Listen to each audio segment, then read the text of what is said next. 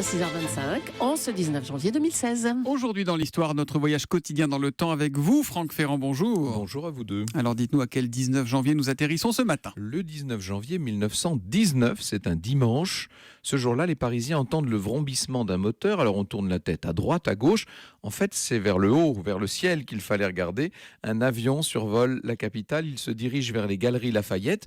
Et soudain, grâce à une habile manœuvre, il se pose sur le toit du grand magasin. C'est une terrasse qui en fait ne mesure pas plus de 28 mètres sur 12. C'est un accident, c'est une manœuvre d'urgence, c'est involontaire, non ? C'était mûrement réfléchi, même si une telle manœuvre, vous l'imaginez bien, est des plus périlleuses. Le pilote s'appelle Jules Védrine. Il a relevé l'incroyable défi aux commandes de son caudron G3. Pour vous donner une idée de ce à quoi ressemble le coucou, dites-vous que c'est un petit peu l'avion de Jean-Paul Belmondo dans l'As des As, justement.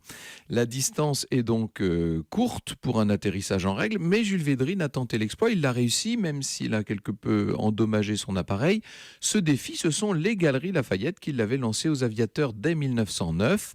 À l'époque, on en est au balbutiement de l'aviation et les pilotes s'essaient à des acrobaties invraisemblables pour essayer de repousser les limites de la toute nouvelle discipline. Mais dites-moi, Franck, c'était légal à l'époque de poser comme ça un avion sur un toit en plein Paris ? Non. D'ailleurs, ça, Jules Védrine sera verbalisé par la police, non seulement pour le caractère dangereux de son atterrissage, mais aussi pour l'infraction que constitue un survol de la capitale.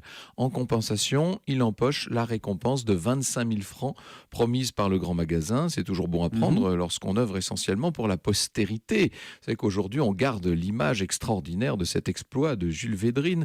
C'est Michel Tournier qui disait « L'image est toujours rétrospective, c'est un miroir tourné vers le passé ». Alors Jules Védrine se tuera 3 mois plus tard à bord de son avion lors d'un voyage Paris-Rome. Enfin ça, c'est une autre histoire. Très bel hommage au passage rendu à Michel Tournier. L'histoire, on la retrouve avec vous tout à l'heure à 14h sur Europe 1. Vous parlerez de quoi ? Alors on sera toujours dans nos énigmes royales et l'on parlera aujourd'hui d'une énigme terrible. C'était à l'Escurial. C'est la mort du fils de Philippe II, Don Carlos. Au cœur de l'histoire, rendez-vous donc à 14h sur Europe 1. Franck, puis moi j'ai un autre rendez-vous à vous donner. Tiens, le 14 mars prochain, notre Franck Ferrand, là, celui que vous entendez, il se produira au Folies Bergère dans un spectacle unique. Il paraît qu'il y aura du suspense, de l'émotion, des coups de théâtre, des rebondissements, peut-être des plumes.